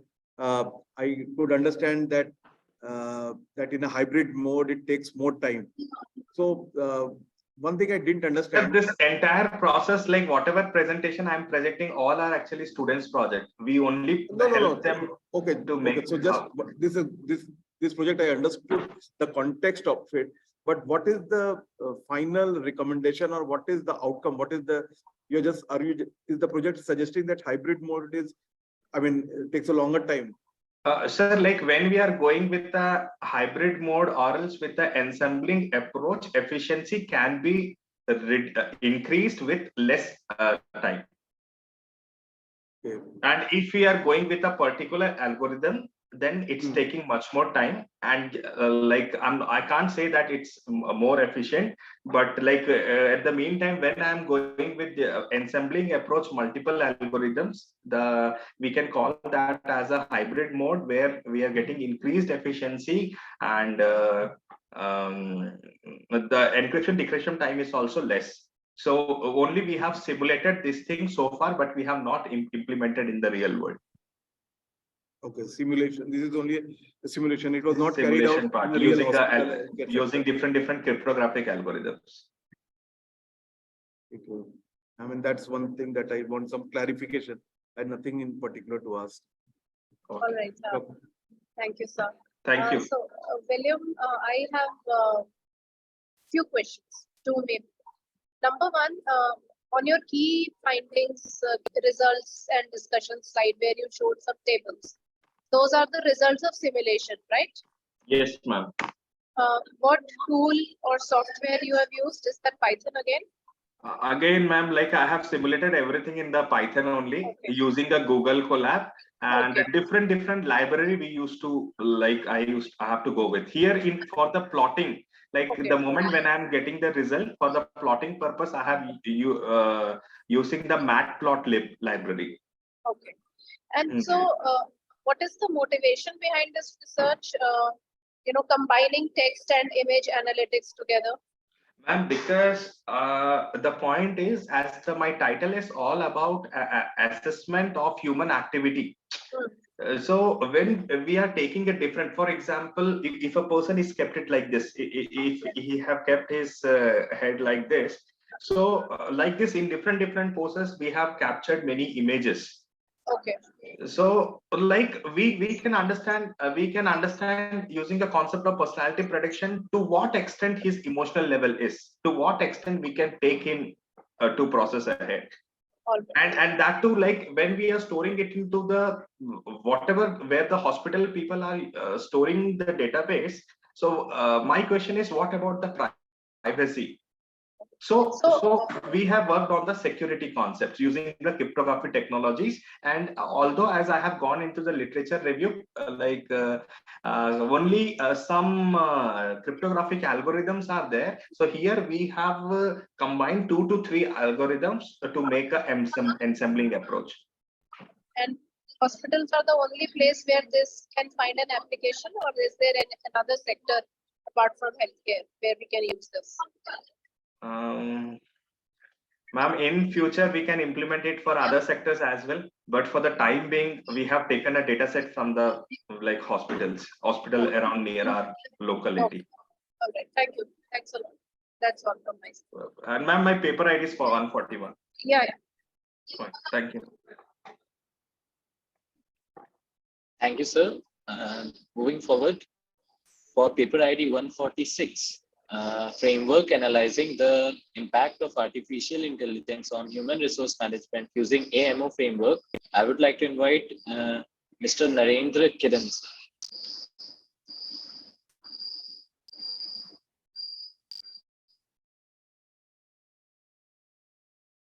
Sir. Yes, sir. Good afternoon. Good afternoon to everyone. Good afternoon, sir. Can you turn on your camera, sir?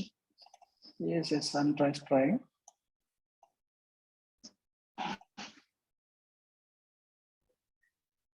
So is my screen is visible? Yes, sir, it is visible.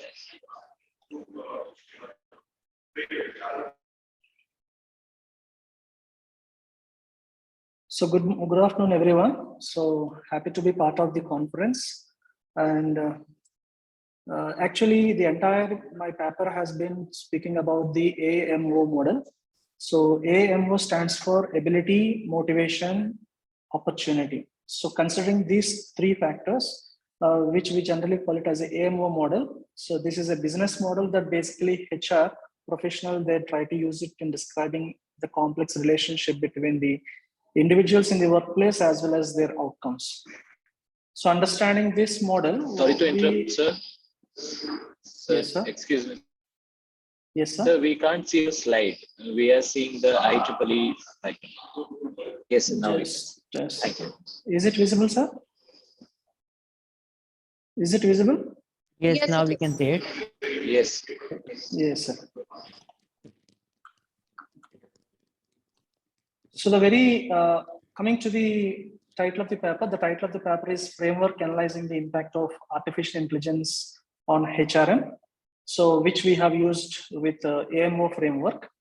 So this is a descriptive research paper which we have done. And the paper title ID is 146.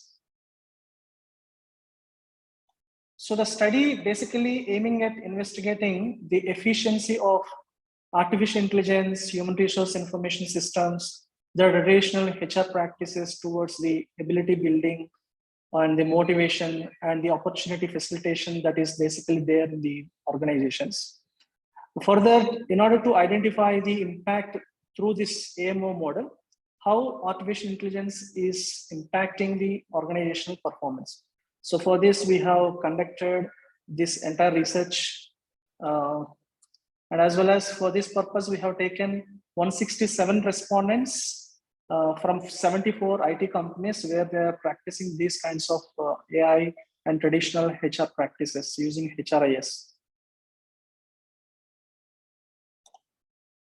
So basically, to give a brief introduction to the concept, as we are all aware, the artificial intelligence, which we call it as AI, which is giving a computer ability in order to assess and understand the previous data and to come out with some kind of judgment and to provide some kind of advice to the management in terms of streamlining the human resource that are there with their organizations in whoever are taking up different kinds of operations and what kind of improvements that are necessary to enhance by various applications of implementation of this artificial intelligence.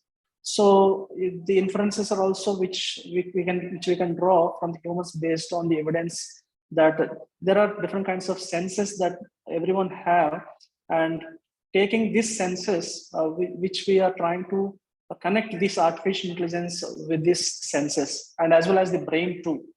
So even if robots don't have any kind of intelligence of their own, humans may provide them with some kind of information and tools that are necessary in order to create a kind of idea that they do, basically. So the study of the intelligent agents also, which may be any machine that is aware of its surroundings and takes different kinds of activities to better its chances of successfully in achieving its goals.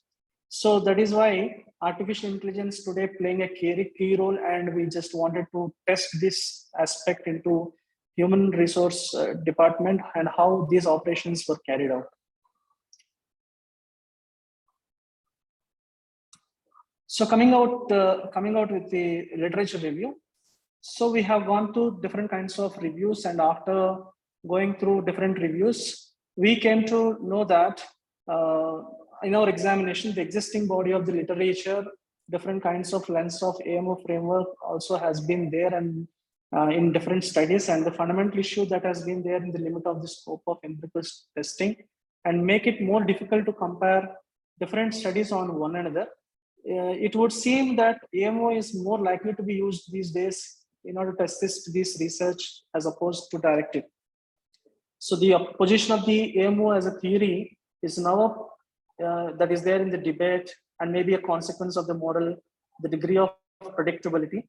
In order of development of these researchers nowadays, they wanted to need to embrace the style of variable selection that is they are picking up and how it is associated with multiple levels of analysis and both the human resource management and as well as the other psychological models which reviewers might have already gone through.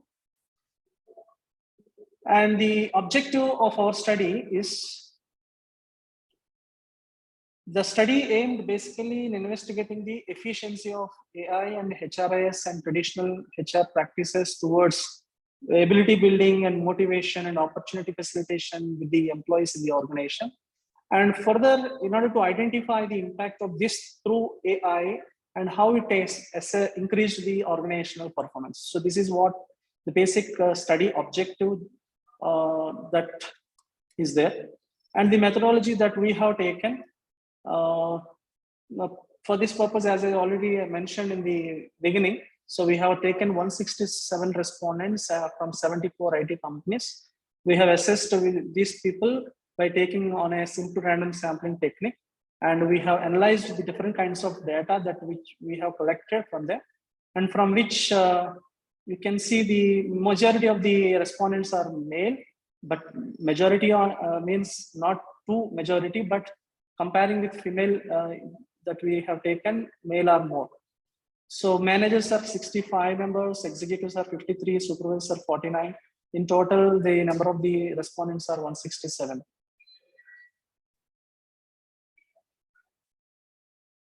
So coming to the analysis part,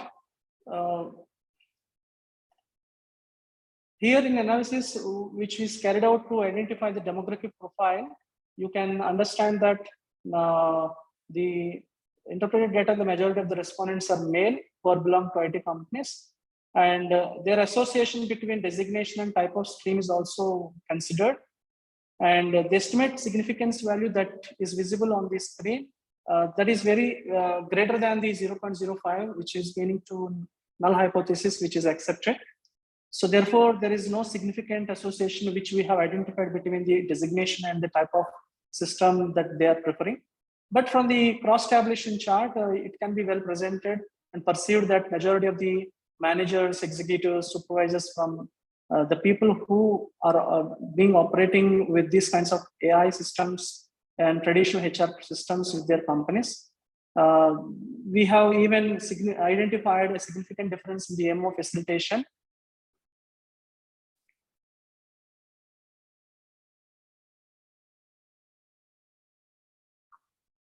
So the estimated R-square value is around 0.800, meaning the forecasting accuracy is 60.4%, which is greater than the acceptable value. Even the annual results also giving meaning to the model of a fit. So further, the coefficient significance value is also 0.05, which is null hypothesis rejected. So therefore, we can understand that there is a significant impact of ability and motivational opportunity created through artificial intelligence on organizational performance. So coming to the conclusion part.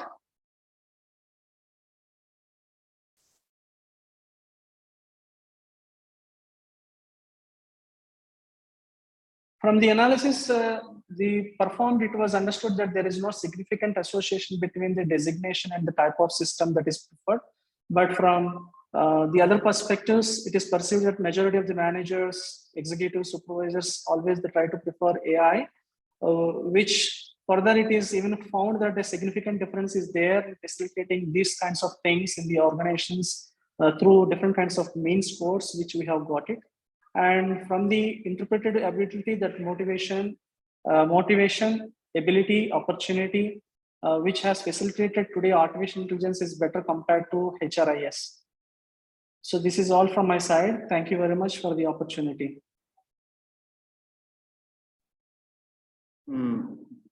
May I ask you one question, Kiran? Yes, sir. Yes, sir. Yes, sir. I mean, if you stick to this slide only, page, result and discussion, the fourth Yes. point, Yes, sir. you say that it can be interpreted that AI's mobility, motivation, and opportunity facilitation is better than HRIS and Yes, sir. traditional system. So, don't you think it should have been interpreted after doing a post hoc test? Yes, sir. Of course, sir, it is need to be done. But as a preliminary So you evaluation, took a mathematical difference. Yeah. I mean, just Yes, independent. sir. Yes. Yes, So sir. that's my suggestion. You should have done Yes, some sir. keys post hoc or some post hoc. Definitely, Yes, sir. ma'am. We will do it, sir. Hello, Kiran. Good afternoon, ma'am. Good afternoon. Kiran, what are the variables in your study? Variables are only three, ma'am. One is ability, motivation, and opportunity. Okay, and what were So your that we have hypotheses? that we have examined between the groups and within the groups. Okay. And what are your hypotheses? You said during this discussion that So null hypothesis, yes, ma'am. Hypothesis actually the artificial intelligence plays a very good role than HRIS. So there was a system HRIS before. Now by integration of artificial intelligence, we can do much more better in assessment of the ability and opportunities with the employees in the organization. So your null hypothesis is being accepted, right? Yes, ma'am. So it is not, I couldn't see it in the slides, that's why I was asking, because it is important to frame choose the correct words while stating your Yes, hypothesis. sir. Yes, ma'am. Sure, ma'am. Thank you for such suggestion. And and unit of analysis, 71, ma'am. 71? No, unit. Is it a Not the person, is count. it a company? What entity you are studying over here? IT companies, ma'am. IT company. Yes, yes. And how All many IT companies did you refer? 74 IT companies. And Altogether 167 167. respondents. Yes, ma'am. Okay, Yes, ma'am. that's all. Thank you. Thank you. Thank you, sir. Now moving forward for paper ID 142, implementation of handwritten based signature verification technology using deep learning approach by William, sir.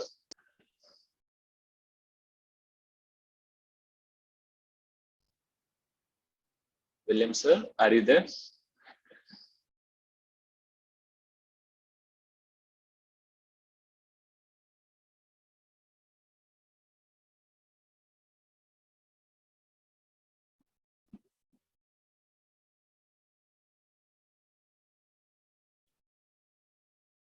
William, sir. I think there must be some internet issue.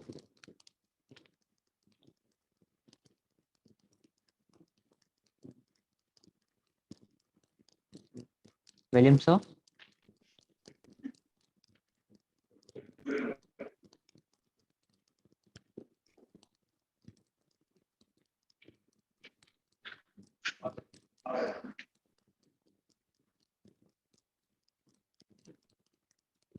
I just called him. He's just joining. He's there only.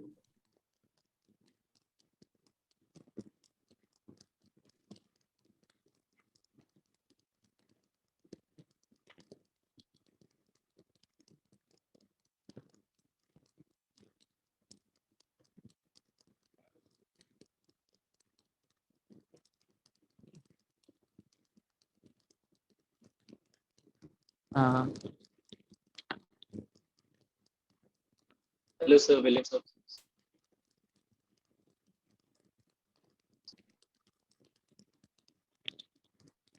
Sir, you're not audible. Thank you.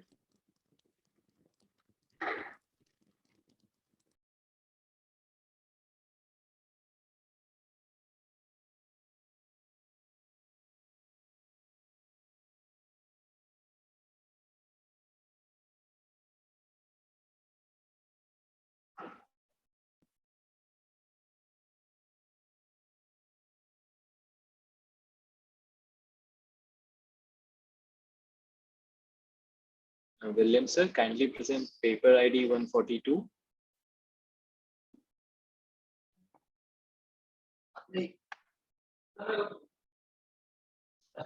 Is it my slide visible? No, no, sir.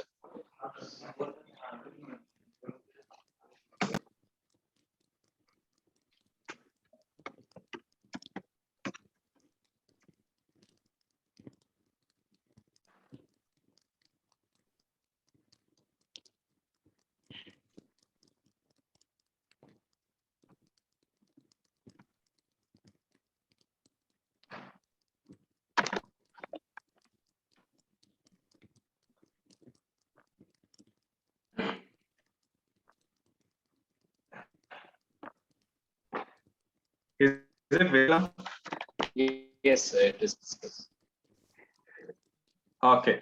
So my paper ID is 142 and the title of my presentation is Implementation of Handwritten Based Signature Verification Technology using deep learning method, which is particularly we are focusing on this title in order to predict someone's personality using the handwriting technology. So these are the index like I'll be starting it with the abstract, introduction, literature review, research gap, followed by methodology, result and discussion, conclusion, and the future work with references. So coming down to the abstract part, I must say, as we all know that personality is someone's a trait, someone's it can be defined by someone's attitude, someone's thought process, and someone's thinking patterns. So here, in order to determine someone's personality, we have used a hexaco model.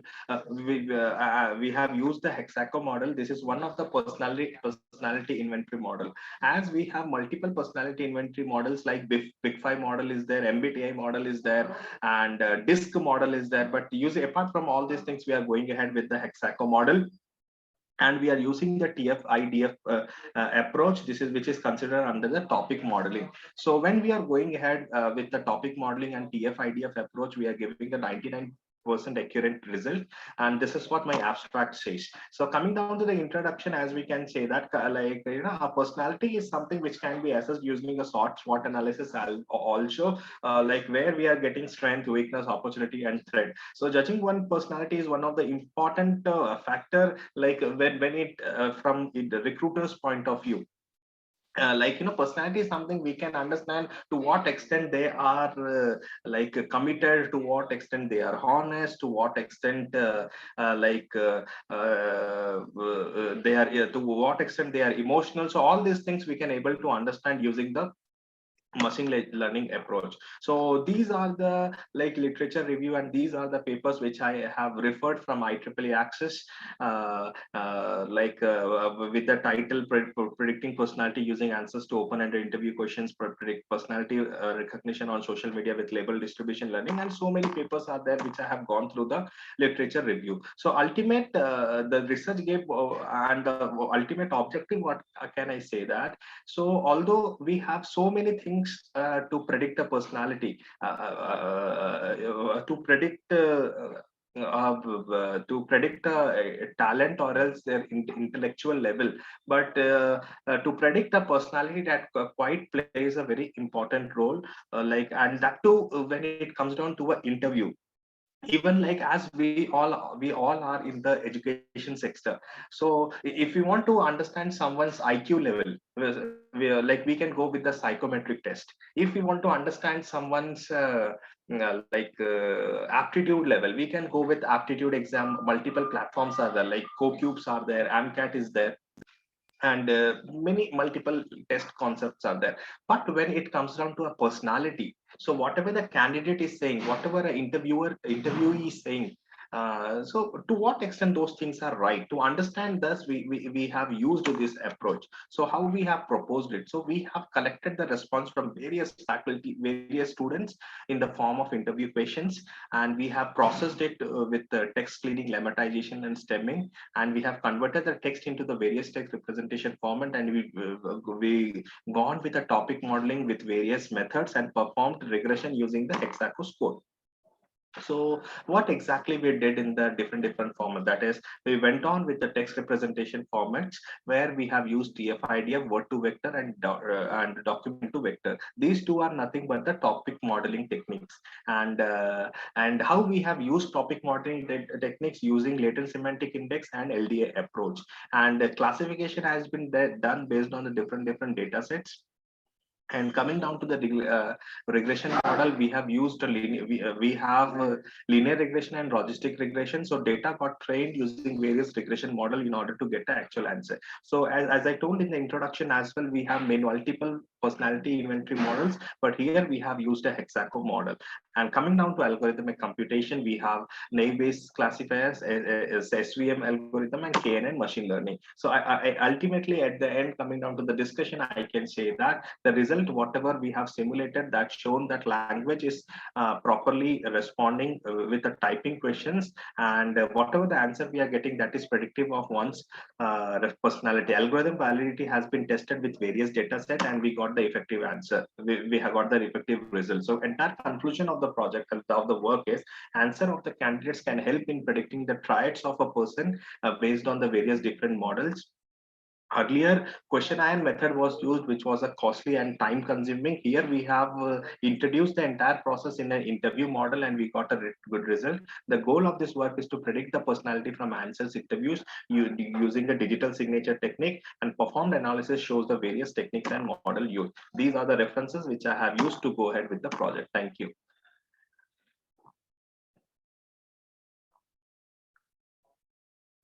William. Yes, ma'am. So if I am not wrong, from your presentation, what I'm getting from your presentation is that, the traditional methods of judging someone's personality, like psychometric test and many other tests that the professionals use, it might be better to use the technology that you are suggesting, judging the personality through the digital signature. That's what you're suggesting, right? Ma'am, Yeah.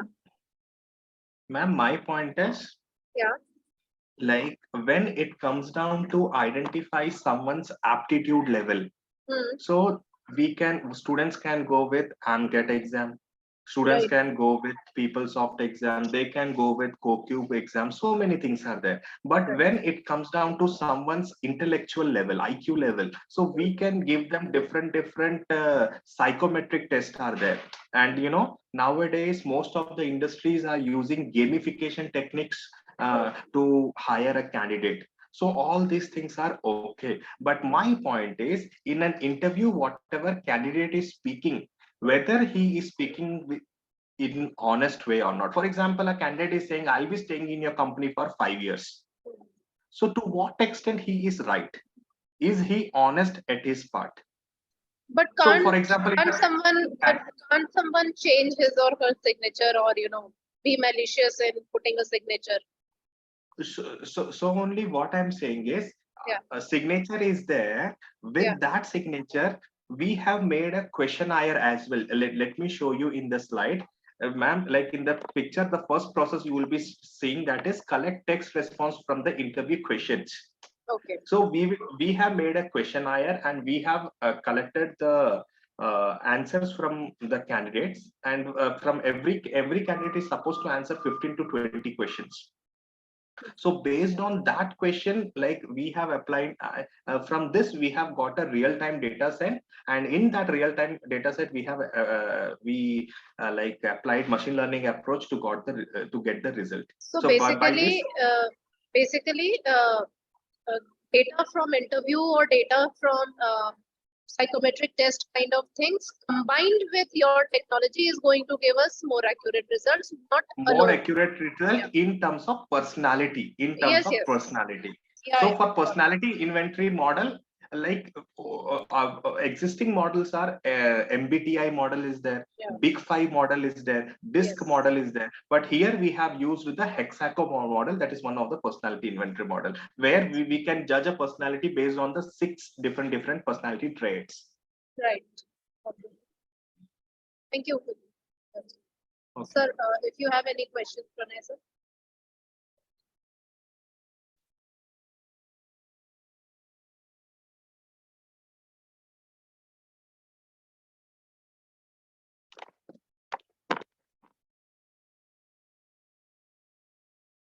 Shall I move with next presentation, ma'am? और एक paper है मेरा. Yes, sir. Please move to Yes, yes, of course. 145.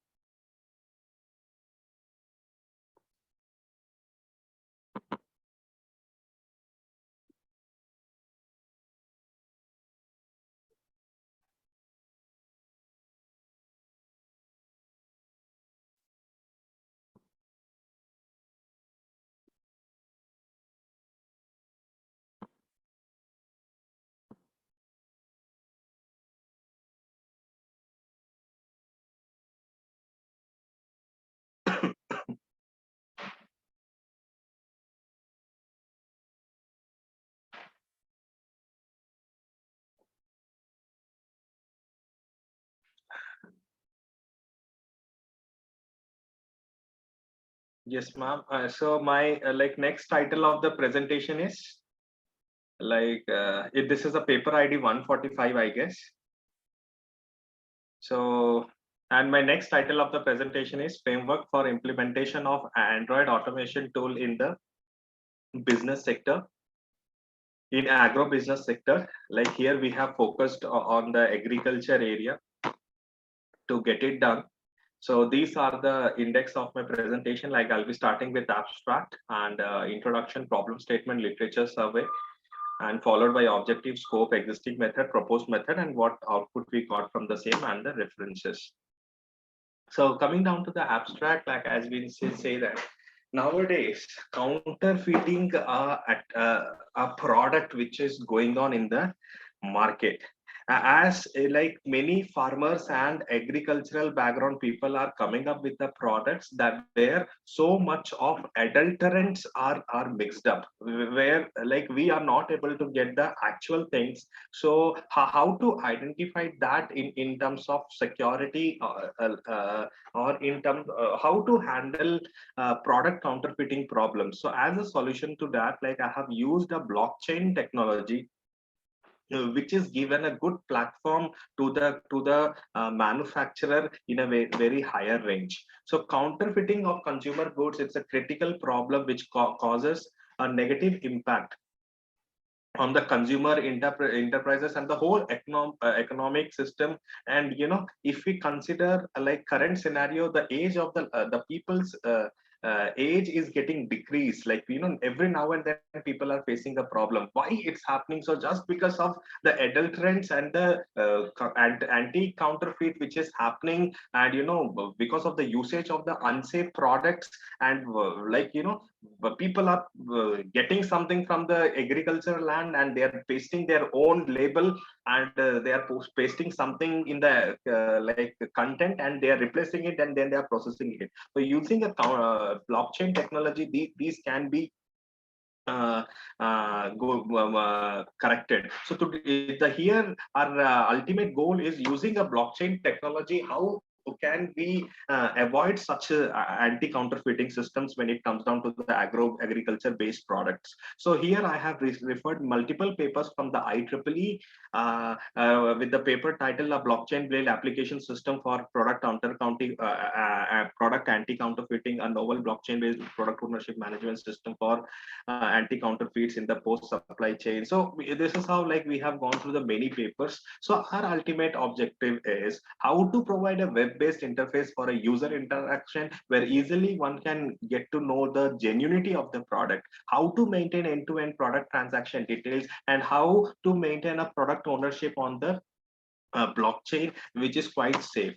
So coming down to the existing method, so let's take a Nokia phone. So how can we identify whether it's a real product and fake product? So it is initially people will be doing the manual check. So coming down to the proposed methodology, how it can be done, that is like entire product agriculture, when it comes down to a product selling, will be having three important things, that is enterprise, seller, and customer. So in every different level of proper checking needs to be done, and how we are checking it when it is how we are checking it in between consumer and enterprise level. So how we are matching, so for that a system architecture has been for this, a system architecture has been presented, and using this particular concept of product authentication using the device scanner, we are moving ahead, and now we are moving ahead. So this is how we have